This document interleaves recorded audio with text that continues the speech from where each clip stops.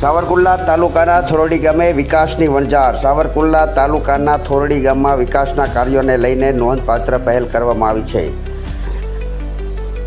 નરેન્દ્ર મોદીના વિકાસના માર્ગદર્શન હેઠળ ગામમાં વિવિધ સુવિધાઓ ઊભી કરવાની દિશામાં કાર્ય કરવામાં આવ્યું છે. થોરડી ગામના યુવા સરપંચ વિપુલભાઈ બરવાળિયા, મહેશભાઈ કસવાલા, દીપકભાઈ માલાણી અને લાલભાઈ મોર સહિતના આગેવાનો દ્વારા તાલુકા પંચાયતમાં પ્રમુખ જીતુભાઈ કાછડિયાના સહયોગથી ગામના વિકાસ માટે મહત્વપૂર્ણ પગલાં લેવામાં આવ્યા છે. ગામમાં અંદાજે ₹25 લાખના ખર્ચે નવી પંચાયત ઓફિસનું નિર્માણ કરવામાં આવે છે.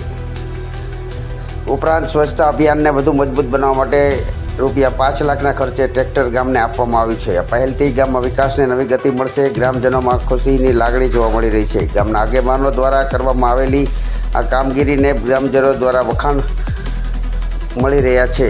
ગામના સર્વાંગી વિકાસ માટે સભ્યે આગળ વધવાનો સંકલ્પ વ્યક્ત કર્યો છે.